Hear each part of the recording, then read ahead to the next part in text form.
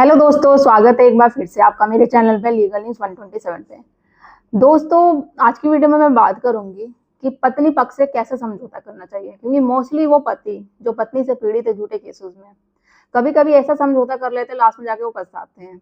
फिर कई साल मतलब 9-10 साल गुजर जाते, फिर जाके उनको रियलाइज होता है कि नहीं, मुझे ऐसा करना ही नहीं चाहिए था। फॉर एग्जाम्पल, अगर पत्नी ने झूठे केसेस कर रखी है, फिर वो बाद में बोलती है कि हाँ चलो मुझे रहना है, समझौता करना है, आपने माफ कर दिया, फिर घर लेकर आ गए।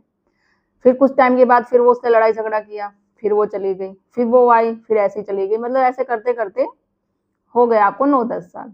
बाद में आप परेशान हो जाते हैं, यार मेरी तो जब आप परेशान हो गए जब मेरी उम्र 30 साल की थी, अब 40 साल की हो गई, ये ऐसे चलता आ रहा है, अब मैं बर्दाश्त नहीं कर सकता, बहुत हो गया, अब तो मुझे डिवोर्स चाहिए। तो एक सिंपल सा क्वेश्चन है, जब आपको ये 9-10 साल के बाद रियलाइज हुआ कि मुझे डिवोर्स चाहिए, तो आपने इतने साल अपने बर्बादी क्यों किया? जब आपकी पत्नी है, वो आपको पता है कि देखो हमसे बेहतर आप जान सकते हैं, अगर आपकी वाइफ है वो झूठे केसेस कर रही है, जब उसने पहले ही झूठे केसेस कर लिया, आपने समझौता किस बेस पे किया था? एक जो होता है ना लॉजिकल पॉइंट, या जब वो समझ घर आने के लिए रेडी हो रही है, क्या आपने उसको सिग्नेचर करवाए थे, सारे केसेस वापस लिए थे कि नहीं लिए थे? क्योंकि समझौता उसी पे होना चाहिए थी। या फिर दूसरा होता है जो डिमांड पूरी कर दी जाती है, जो उनका डिमांड है, तो किस बेस पे आपको समझौता करना चाहिए ताकि आगे जाके आपको पछतावा ना हो। तो इसी टॉपिक पे बात करेंगे, मैं डिटेल्स में डिस्क्राइब करूंगी। और चैनल पे आप मेरे नए जुड़े हैं तो चैनल को लाइक करना, शेयर करना, सब्सक्राइब करना बिल्कुल ना भूलिए, साथ ही बेल आइकन दबा दीजिए ताकि आपको टाइम टाइम से मेरी वीडियो की नोटिफिकेशन बिल्कुल मिलती रहे।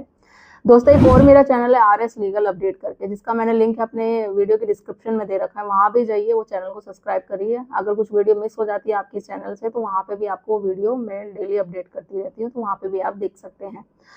तो देखो होता क्या है दोस्तों, जब भी पति पत्नी में डिस्प्यूट होता है, अब पति जिसने कोर्ट कचहरी कभी देखा ही नहीं है, उसको होता है कि चलो भाई शादी करी है, पेरेंट्स ने करवाई है, या वो पेरेंट्स भी सोचते हैं कि बेटे की शादी कराई है घर बसाने के लिए, चलो गलतियां हो गई, ठीक है, एक चांस रिश्ते को जरूर देना चाहिए। ये बिल्कुल बात सही बात है, मैं भी ऐसे ही कहती हूँ। अगर ज्यादा बात नहीं बिगड़ी तो समझौता कर लो। बट समझौता जब पत्नी आपके साथ में रेडी है, उसको गलती का रियलाइज हो रहा है, देखो पूरा जोर लगा लो आप भी कि भाई मेरा घर बस जाए, आगे जाके रियलाइज ना हो कि मैंने कोशिश नहीं करी। या उन पत्नियों से भी बोलना चाहती हूँ कि जैसे होता है ना, चलो गुस्से गुस्से में आके बैठ गई, वो सोचती पति आएगा, ससुराल वाले आएंगे, मैं उसको माफी मंगवाऊंगी, सबक सिखाऊंगी, फिर सोचूंगी जाना ही नहीं जाना। तो ऐसा करते करते आप बहुत बड़ी गलती कर देते हैं। एक्चुअली आप पति को या ससुराल वाले को सबक नहीं, आपको भी सबक मिलता है। और जब वो आपको पता चलेगा, जब बहुत देर हो चुकी होती है। अगर आपको घर बसाना है, रिश्ता निभाना है, तो थोड़ा बहुत कॉम्प्रोमाइज आपको साथ में करना पड़ेगा। ऐसा भी नहीं कहती मैं पूरा ही करूँगा, बट करना पड़ेगा थोड़ा एडजस्टमेंट। अब होता क्या है, चलो आपने मान लिया, आपने पत्नी को बुला लिया, बट समझौता उसी पे करो। मैं हमेशा कहती हूँ, अगर पत्नी रेडी है, उसको रियलाइज हो रही है कि उसने गलती करी है, ठीक है, उसने बोल दिया मैं रेडी हूँ, तो ठीक है, समझौता करो, लेटर पे आप लिखवा लो कि जो जो भी केसेस लिए मैं बंद कर दूंगी। ठीक है, अगर आपने कोई केस किया है तो आप भी दोनों बंद कर दो, फिर जाने को रेडी हो जाओ। अगर पत्नी के दिल में जरा सा भी चोर है, जरा सा भी वो चाहेगी कि नहीं ऐसा नहीं, तो बोलेगी नहीं, पहले मैं जाऊंगी, देखूंगी, कुछ टाइम रहूंगी, अगर आप लोग मुझे परेशान नहीं करते हो तो फिर मैं केस बंद करवा दूंगी। आप पे सिग्नेचर भी करवाएगा, आपसे सिग्नेचर भी वहां करवाया जाएगा, जैसे पुलिस वाला बोलता है या कोर्ट में काउंसलिंग में, मीडिएशन में, कि भाई सिग्नेचर कर, क्या आइंदा से कुछ ऐसा तू करेगा नहीं। तो आप सिग्नेचर क्यों बोलो कि जब मैंने कुछ किया ही नहीं है तो सिग्नेचर किस बात का करूंगा, ना मैंने दहेज के लिए टॉर्चर किया है, ना इसको मारा है, जो ये एलिगेशन लगा रही है ऐसा कुछ है ही नहीं। ये जाने के लिए रेडी है तो इसको बोलो सारे केसेस बंद करे। और इसने जो केसेस किया है किस बेस पे, या गुस्से में आके किए हैं, या उसने अपने माँ बाप के कहने में किए जब किए। क्योंकि अगर ऐसा बिना किए आप समझौता करते हो, पत्नी को लाते हो, वो केस नहीं बंद करती है, फिर वो आएगी, कुछ टाइम रहेगी, फिर वो वापस जाएगी, फिर केस करेगी, ऐसे करते करते आपको 9-10 साल हो जाएंगे। इसने बताया जब उम्र 30 साल की थी, अब 40 की हो जाएगी। फिर आप सोचेंगे अब बहुत हो गया, मैंने बहुत चांस दे दिया, अब डिवोर्स दे दो। तो इससे पहले क्या पहले ही संभल जाते, इतना 9-10 साल आपका बर्बादी नहीं होता, उसी वक्त आप डिवोर्स की पिटिशन फाइल कर देते। ठीक है। दूसरा होता है जो समझौता करते हैं कि डिमांड की जाती है पत्नी उसकी मायके वालों की तरफ से कि आप लोग मुझे 25-30 लाख रुपए दो, तो हमारे जो झूठे केसेस है हम तुम सारे बंद कर देंगे, नहीं दोगे तो केसेस नहीं बंद करेंगे।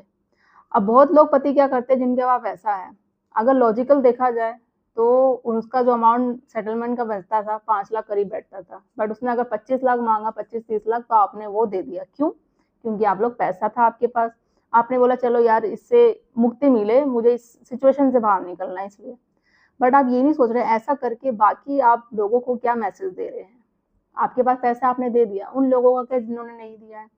इन फ्यूचर मान के चलो सॉरी, आपके कभी नेक्स्ट आपने दूसरी शादी भी करोगे, आपके माँ बाप चाहेंगे दूसरी शादी करना, या आप चाहेंगे, क्योंकि अकेले जीवन तो कब तक आप बिता सकते हो, किसी जीवन साथी की जरूरत है। कभी भूल के भी ना माना कि कभी वो दूसरी शादी भी सक्सेसफुल नहीं हुई, तो आपने जब वो 25-30 लाख रुपए दी दूसरी में, फिर वो डिमांड मानेगी, क्योंकि वो जो आपकी पहली वाइफ थी वो तो सारी जगह यही बोलेगी यार मैंने 1-2 केस कर दिए, सबको यही बोलेगी, डर गया वो, मैंने इतनी डिमांड मांगी तूने, उसने झटके में दे दिया। तो कभी कभी ना आपकी दूसरी पत्नी को भी ये चीजें तो होती है ना, अफवाह फैलती रहती है, पता तो चल ही जाता है, तो वो भी कर सकती है। तो चीजें, और लोगों में समाज में भी एक गलत मैसेज जाता है। जैसे ये एक अभी वीडियो आया था ना कि भाई मैंने डिवोर्स ले लिया, उस आदमी ने पार्टी कर रहा है, केक कटिंग कर रहा है, सेलिब्रेशन कर रहा है, 18 लाख लिए दिया उसको, 12 तोला सोना दिया, बहुत खुश है कि उसने बहुत जीत मात ली। मतलब समाज में गलत मैसेज आ रहा है। देखो, आप सेटलमेंट, आप समझौता उस बेस पे करो जो लॉजिकल है। पॉइंट पैसा है आपके पास, ठीक है, इसका मतलब ये नहीं कि आप लुटा दो, जितना मर्जी है वो उसको दे दो। जो लॉजिकल अमाउंट होता है आप उस पर आर्गूमेंट करो, जो अमाउंट देना चाहिए एक्चुअली जो बनता है, तो उस पर आपको करना चाहिए। यही नहीं, अगर पैसा है तो जितना मर्जी है वो लुटा दो, या देना तो उसको इतना अमाउंट था, दे आपने डबल से ट्रिपल दिया, तो ये कोई बात नहीं बनता, ये कोई लॉजिक है ही नहीं दूर दूर तक पॉइंट। तो समझौता ऐसा करो जो होना चाहिए, पता चले लास्ट में आपको पछतावा ही होगा, क्योंकि एक गलत डिसीजन फिर लाइफ में, देखो आपके लिए तो चलो, पूरे समाज में भी एक गलत मैसेज आता है। तो आप तो ये नहीं चाहोगे ना कि आप ऐसा एक जजमेंट पास करो, एक ऐसा आप अपने फेवर में करो कि दुनिया वाले देखे उस जजमेंट को और आपसे कुछ सीख भी दिखे कि हाँ ये जजमेंट वाकई इस पति ने हार नहीं मानी, एंड तक अपने अमाउंट पे टिका रहा, जीरो अमाउंट पे या एलिमनी पे उसने डिवोर्स लिया या सेटलमेंट किया, ये जो भी है, जो बनता था लॉजिक उस पे किया समझौता। तो ऐसा करना चाहिए ताकि लास्ट में आपके जाके पछतावा ना हो। तो आशा करती हूँ आप लोगों को वीडियो समझ में आ गई होगी, बात समझ में आ गई होगी। अगर आपकी कोई ऐसी सेम सिचुएशन है, आप सेम सिचुएशन से गुजर रहे हैं, कुछ कहना चाहते हैं, पूछना चाहते हैं, तो कमेंट में करके ज़रूर पूछ सकते हैं, या अपने केस से रिलेटेड कोई एडवाइस चाहते हैं तो अपॉइंटमेंट बुक करके कॉल पे बात कर सकते हैं। ज़्यादा से ज़्यादा लोग शेयर कर दीजिए, चैनल को सब्सक्राइब करना बिल्कुल ना भूलिए। जल्दी मिलती हूँ मैं कैसे इन्फॉर्मेटिव वीडियो साथ, तब तक के लिए थैंक यू।